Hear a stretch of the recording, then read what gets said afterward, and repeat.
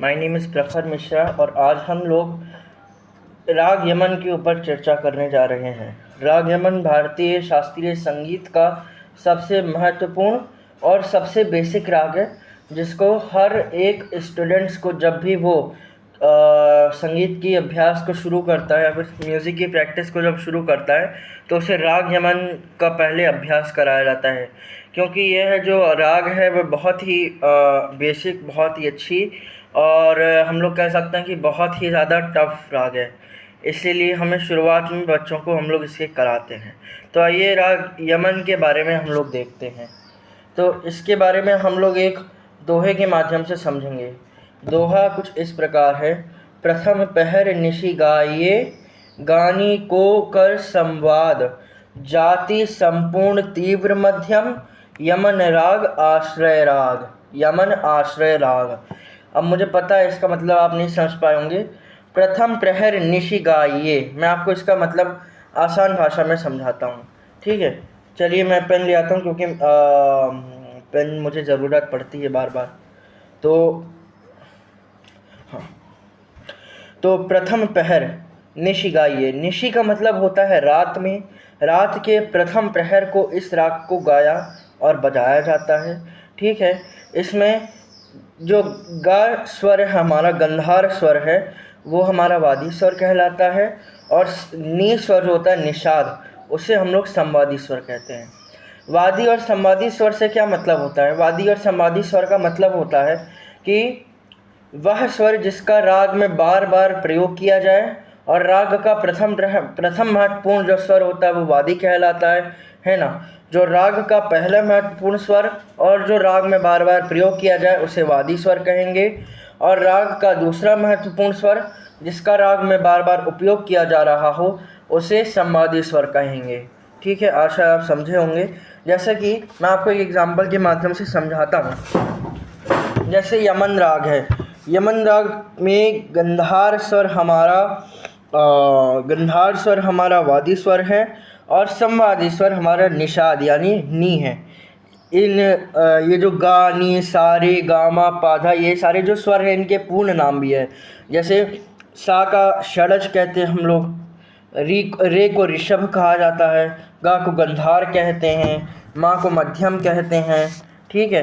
पा को पंचम कहा जाता है, धा को धैवत कहते हैं, नी को निषाद कहते हैं, है ना। इसी प्रकार से हमारे 7 स्वरों का एक समूह यानी सेट होता है, ठीक है। जाति संपूर्ण तीव्र मध्यम। जाति संपूर्ण का मतलब होता है कि इस राग में संपूर्ण जाति मतलब कि 7 स्वरों का प्रयोग होगा। अगर जाति औडव रहेगी तो 5 स्वरों का प्रयोग होगा, और अगर जाति षाडव रहेगी तो उसमें 6 स्वरों का प्रयोग होगा। तीव्र मध्यम यमन आश्रय राग। जब भी हम लोग पूरे 7 स्वरों में केवल मध्यम को तीव्र कर देते हैं। तीव्र स्वर यानी होता है शार्प स्वर। जैसे कि हम लोग जैसे नॉर्मली गाते हैं, सा रे गा मा पा धा नी सा नी धा पा मा गा रे सा, ये हमारे 7 शुद्ध स्वर हो गए, ठीक है। इसमें हमने किसी भी प्रकार का कोई भी चेंज नहीं किया। लेकिन जब हम लोग तीव्र स्वर गाएंगे, तीव्र स्वर में क्या करेंगे? तीव्र स्वर पूरे 12 स्वरों में से एक ही होता है। अब आप बोलेंगे कि 12 स्वर? हाँ जी, 12 स्वर। मैं आपको एक मिनट में पेन के माध्यम से आपको समझाता हूँ कि ये 12 स्वर कैसे होते हैं। ये ऑन नहीं हो रहा है एप्लीकेशन, एक्चुअली पता नहीं इसमें कोई फॉल्ट आ गया है। मैं आपको कैसे समझाऊँ? एक काम करते हैं, अगर मेरे पास इसमें अगर पेन होगी तो हम उसके माध्यम से समझेंगे। पेन तो है नहीं इसमें, चलो कोई बात नहीं, हम लोग ऐसे ही समझते हैं। हमारे भारतीय शास्त्रीय संगीत में कुल 12 स्वर प्रयोग किए जाते हैं, है ना। 7 शुद्ध स्वर होते हैं जिसके अंदर कोई भी हम लोग किसी प्रकार का चिन्ह नहीं लगाते हैं। जैसे सा रे गा मा पा धा नी धा पा मा गा रे सा, ये हमारे शुद्ध स्वर हो गए। लेकिन जब हम लोग कोमल स्वर की बात करते हैं, कोमल स्वर क्या होते हैं? कोमल स्वर की जो आंदोलन संख्या होती है वो शुद्ध स्वर की आंदोलन संख्या से थोड़ी कम होती है, यानी थोड़ी नीचे होती है।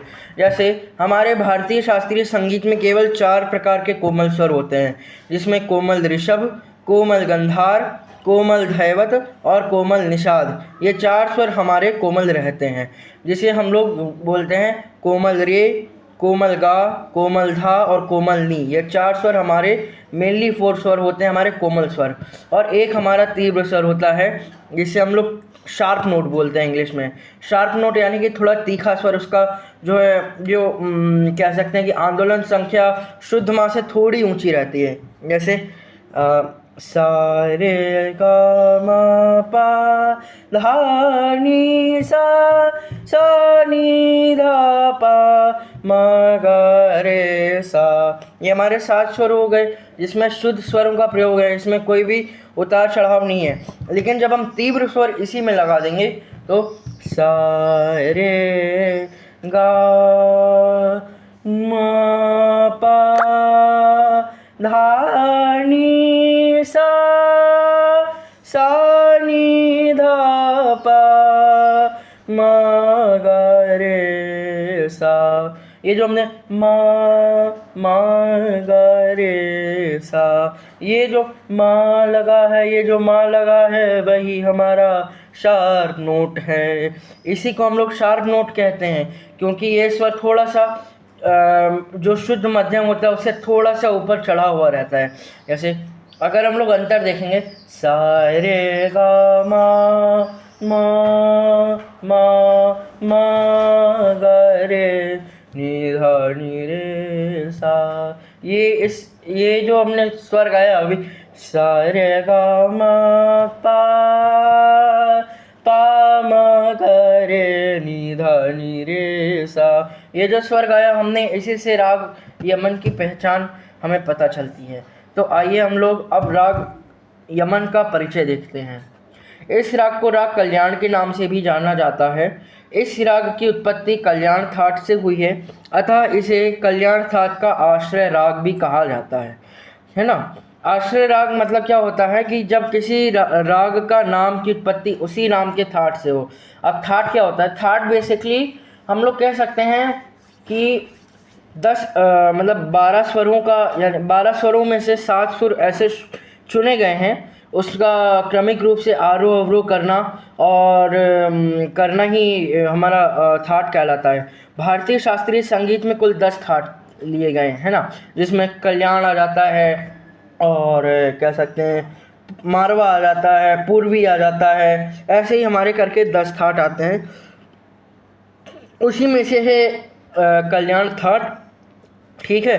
और इसी राग का ये आश्रय राग भी है, इसी थाट का ये आश्रय राग भी है, ठीक है। मुगल शासन के दौर में मुसलमानों ने इस राग को राग यमन अथवा राग इमन कहना शुरू कर दिया था, है ना। प्राचीन समय में जब मुगल शासन नहीं चल रहा था तब इस राग को राग कल्याण कहा जाता था, लेकिन जब से हमारे देश में मुगल शासन काल का आरंभ हुआ तब से इस राग को राग इमन या राग यमन के नाम से जाने जाना लगा, ठीक है। इस राग की विशेषता है कि इसमें तीव्र मध्यम का प्रयोग किया जाता है, बाकी सभी स्वर शुद्ध लगते हैं। तीव्र मध्यम आप सभी जानते हैं कि हम जब शार्प नोट का प्रयोग करते हैं 7 स्वरों में, तो सा रे गा मा पा धा नी सा नी धा पा मा गा रे नी रे सा। ये इस राग का मतलब इस पूरे कह सकते हैं 7 स्वरों में से तीव्र मध्यम कर देने से हमारा राग यमन कल्याण बन जाता है। इस राग को रात्रि के पहले प्रहर में या संध्या समय में गाया बजाया जाता है। इसके आरोह और अवरोह में सभी स्वरों का प्रयोग होता है, ठीक है। आइए अब इसके वादी और संवादी स्वर की ओर जाते हैं। वादी स्वर जैसा हमने ऊपर देखा था कि वादी स्वर इसका गा यानी कि गंधार है, और जो संवादी स्वर है इसका वो नी यानी निषाद है। वादी और संवादी स्वर का क्या तात्पर्य है? वादी स्वर जो वह स्वर, राग का वह महत्वपूर्ण स्वर जिसका राग में 2 महत्वपूर्ण स्वर होते हैं जिसका राग में बार बार प्रयोग होता है, ठीक है। 2 ऐसे महत्वपूर्ण स्वर जिसका राग के गायन में बार बार प्रयोग किया जाए उसे वादी और संवादी स्वर कहते हैं। पहले स्वर को हम लोग वादी कहते हैं, दूसरे जो महत्वपूर्ण स्वर है उसको हम लोग संवादी कहते हैं। तो राग यमन का पहला जो महत्वपूर्ण स्वर है वो गा है, और दूसरा जो महत्वपूर्ण स्वर है वो है नी, क्योंकि इस राग में गंधार और निषाद ये स्वर बार बार प्रयोग किए जा रहे हैं। आइए अब इसके जो आरोह अवरोह और पकड़ हैं इस पे नज़र डालते हैं। क्या लिखा है? नी नी रे गा मा पा धा नी सा सा नी धा पा मा गा रे सा नी रे गा रे पा रे गा रे नी धा नी रे सा। ये जो राग का आरोह अवरोह पकड़ का मतलब क्या होता है? आरोह का मतलब होता है राग, मतलब कि जब हम स्वरों को आरोही क्रम में यानी कि चढ़ते हुए क्रम में ले जाते हैं। जैसे इसमें आप देख रहे होंगे सबसे पहले मंद्र सप्तक का निषाद आया, फिर मध्य सप्तक का रे, फिर गा, फिर तीव्र मा, फिर पा, फिर धा, फिर नी और फिर तार सप्तक का सा। तो ये जो स्वर होते हैं उसको हम लोग बोलते हैं आरोह स्वर। अवरोह स्वर क्या बोलते हैं? जब हम उसी स्वर को डिसेंडिंग ऑर्डर में करते हैं। Descending order in the sense कि सबसे पहले हम लोगों का तार सप्तक का स्वर आएगा सा, उसके बाद मध्य सप्तक की ओर जाएंगे सा नी, ठीक है, मध्य सप्तक का नी, मध्य सप्तक का धा, मध्य सप्तक का पा, और तीव्र मध्यम मध्य सप्तक का मध्य सप्तक का गा, और मध्य सप्तक का रे, और मध्य सप्तक का सा। अब ये सप्तक क्या होते हैं? सप्तक बेसिकली हमारे भारतीय शास्त्रीय संगीत में 3 प्रकार के होते हैं। सप्तक का मतलब क्या होता है? 7 स्वरों का समूह ही सप्तक कहलाता है, ठीक है। हमारी जो पारंपरिक ग्रंथ हैं, हम लोग जिसे मतलब आदर्श, अपने संगीत का आदर्श मानते हैं, नाट्य शास्त्र जिसके रचयिता भरत मुनि जी हैं, तो उनकी जो ग्रंथ थी नाट्य शास्त्र में, उसमें संगीत के बारे में काफ़ी सारे हमें जानकारी मिलती है। इसमें नाटक के बारे में हमें जानकारी मिलती है, इसमें नृत्य के बारे में हमें जानकारी मिलती है। इसलिए हम लोग ये कह सकते हैं कि ये मंच कला या परफॉर्मिंग आर्ट्स का बहुत ही महत्वपूर्ण किताब है, और इसे हमारे कह सकते हैं कि भारतीय शास्त्रीय संगीत की आत्मा इस ग्रंथ को कही जाती है। हालांकि कई सारे और भी ग्रंथ हैं, जैसे राग तक का विबोध हो गए, मौन का तुहल हो गए, है ना, और शारंग देव की संगीत रत्नाकर हो गई, पंडित अहोबल की संगीत पारिजात हो गई। तो ये सारे ग्रंथ भी हैं जिसमें संगीत के बारे में काफ़ी व्यापक जानकारी मिलती है। लेकिन हमारा जो बेसिक हम लोग जिसको पूजते हैं या फिर जिसको हम लोग सबसे ज़्यादा मानते हैं वो नाट्य शास्त्र है। नाट्य शास्त्र में भरत मुनि ने 12 स्वरों का प्रयोग, ग्राम, मूर्छना आदि की विवेचना की। उसमें ये भी बताया गया है कि मंद्र सप्तक क्या है, तीव्र सप्तक क्या है। तो मैं आपको शॉर्ट में बता देता हूँ कि जो सप्तक होता है वो 7 स्वरों का समूह होता है जिसे हम लोग सप्तक कहते हैं। उसके बाद ये सप्तक 3 प्रकार के होते हैं, ठीक है। मंद्र सप्तक जिसे हम लोग लोअर ऑक्टिव बोलते हैं, फिर आता है मध्य सप्तक जिसे हम लोग मिडिल ऑक्टिव बोलते हैं, और फिर आता है तार सप्तक या फिर जिसे हम लोग हायर ऑक्टिव बोलते हैं। मंद्र सप्तक का मतलब क्या होता है? जब हम किसी स्वर के नीचे बिंदु लगाते हैं, जैसे सा के नीचे, यहाँ नी के नीचे आप देख रहे होंगे बिंदु, तो ऐसे नी के नीचे नहीं, नी के नीचे बिंदु होने का मतलब है कि उसमें हम लोग वो नीचे वो मंद्र सप्तक का स्वर है। मंद्र सप्तक के स्वर की पहचान होती है कि उसके स्वर के नीचे बिंदु लगे रहते हैं, जैसे नी के नीचे बिंदु हो गया, रे के नीचे बिंदु हो गया। तो इसको हम लोग कैसे गाते हैं? जैसे सा नी धा पा मा पा मा गा मा पा धा नी सा। तो इस तरीके से जब हम नीचे के स्वरों का रियाज करते हैं तो उसे खरज का रियाज बोलते हैं, है ना। इसमें हमारी आवाज़ भारी होती चली जाती है, और जो इसमें हम लोग कह सकते हैं इसमें आवाज़ भारी होती चली आती है जैसे जैसे हम लोग स्वरों को नीचे उतरते हैं। लेकिन जब हम मध्य सप्तक में गाते हैं, मध्य सप्तक में किसी प्रकार का कोई चिन्ह नहीं लगता। जैसे आप देख रहे होंगे रे नी रे रे गा मा पा धा नी, यहाँ नी तक हमारा मध्य सप्तक चलेगा। नी तक मध्य सप्तक क्यों चलेगा? क्योंकि इसके नीचे नहीं कोई बिंदु लगी हुई है, न इसके ऊपर कोई निशान लगा हुआ है। हालांकि माँ के ऊपर वो निशान लगा हुआ है, ये तीव्र माँ की निशानी, तीव्र मध्यम की निशानी होती है, उसको हम लोग नहीं लेते हैं। लेकिन जब हम लोग भारतीय शास्त्रीय संगीत में अगर कोई भी निशान किसी स्वर के नीचे या ऊपर ना दिखे तो उसे माना जाता है कि वह मध्य सप्तक का शुद्ध स्वर है। जैसे नी रे गा मा पा धा नी धा पा मा गा रे सा, ये हमारे जो स्वर हो गए ये हमारे मध्य सप्तक के, इसके नीचे ऊपर कोई स्वर नहीं लगता।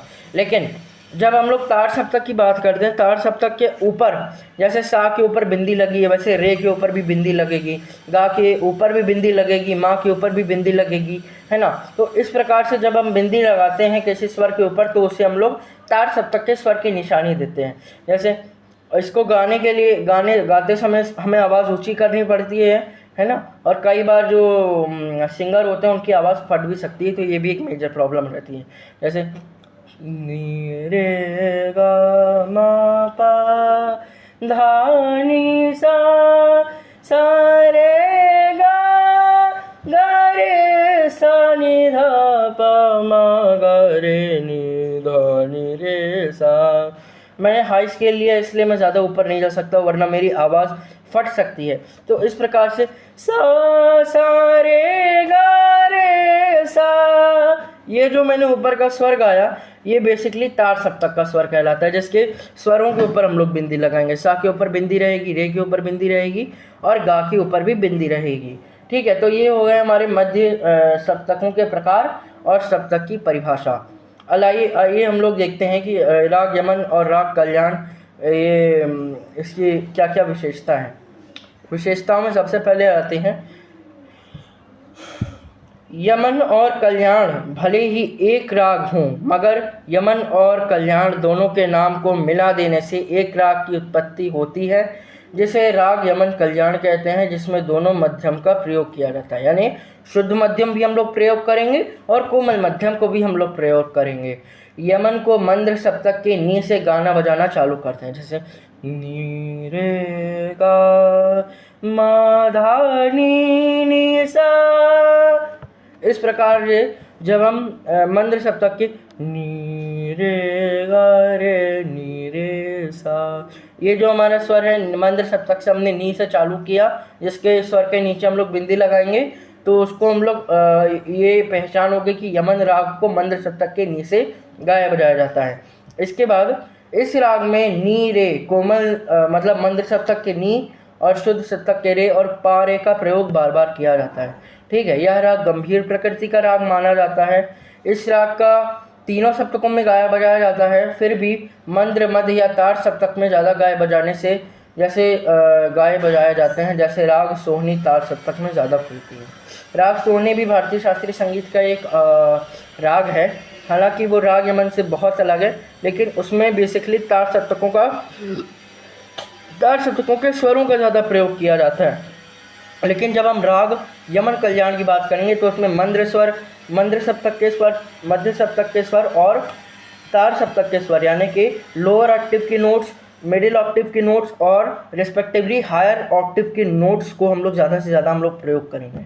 ठीक है, इस राग में कई मशहूर फिल्में भी बनी हैं, जैसे आपने कई बार सुना होगा सरस्वती चंद्र से चंदन सावधन चंचल चितवन धीरे से तेरा ये मुस्काना, चंदन सावधन चंचल चितवन धीरे से तेरा ये मुस्काना, मुझे दोष न देना जग वालों, मुझे दोष न देना जग वालों, हो जाए अगर दिल दीवाना।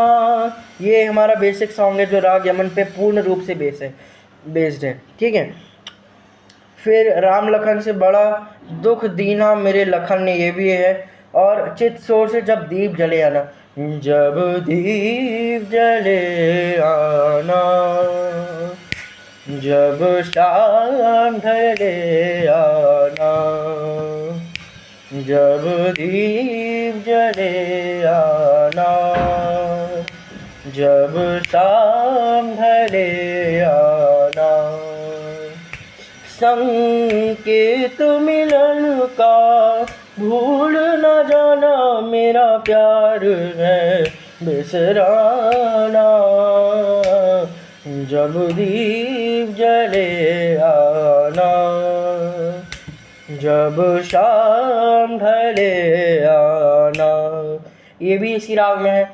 और एक सॉन्ग मुझे याद आ रहा है, आपने ये वाला सॉन्ग सुना होगा। ओ लाल मेरी पत रखियो भला झूले लालड़, लाल मेरी पत रखियो भला झूले लालड़, सिंदड़ी दा सेवड़दा सखी शाबाश कलंदर, दमादम मस्त कलंदर सखी शाबाश कलंदर, दमादम मस्त कलंदर सखी शाबाश कलंदर। हो लाल मेरी पत रखियो भला झूले लालड़, लाल मेरी पत रखियो भला झूले लालड़, सिंदड़ी दा सेवड़दा सखी शाबाश कलंदर, दमादम मस्त कलंदर सखी शाबाश कलंदर, ओ दमादम मस्त कलंदर सखी शाबाश कलंदर। ओ लाल मेरी, ओ लाल मेरी। तो ये जो हमारा लाल मेरी पथ है, ये भी जो है राग यमन कल्याण पे बेस्ड है। हालांकि राग कल्याण पे बेस्ड और भी बहुत सारे फेमस सॉन्ग्स हैं, है ना। मैं आपको उनमें से कुछ बेसिक सॉन्ग्स के नाम बता दिया हूँ, है ना। एक और मुझे याद आ रहा है, एक और सॉन्ग बहुत अच्छा है। नाम गुम जाएगा,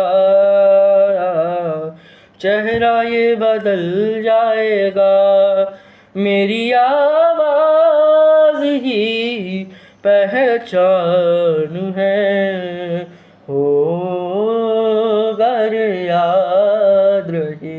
ये कहरवा ताल पे स्वर्गीय श्री श्री लता मंगेशकर जी द्वारा गाया हुआ है। हम उनको आज पुण्यतिथि, मतलब उनको श्रद्धांजलि अर्पित करते हैं इस बेहतरीन सॉन्ग के लिए। तो ये हमारी जो सॉन्ग्स हैं राग यमन पे बेस्ड, तो ये सारे हमारे सॉन्ग्स थे। इसके हम लोग बंदिश को नेक्स्ट पार्ट में डिस्कस करेंगे, बंदिश को डिस्कस करेंगे, इसके तान आलाप को भी सीखेंगे, और ये भी सीखेंगे हम लोग कि किस तरीके से इस राग को हम लोग किस किस रूप में गाया बजाया जा सकता है। तो थैंक यू सो मच। हमने आज राग यमन का बेसिक इंट्रोडक्शन और उसमें जो गीत थे वो हमने कंप्लीट कर लिए। Thank you so much. Keep watching राग रागनी विद प्रखर। Thank you. हो लाल मेरी पत रखियो भला झूले लालड़,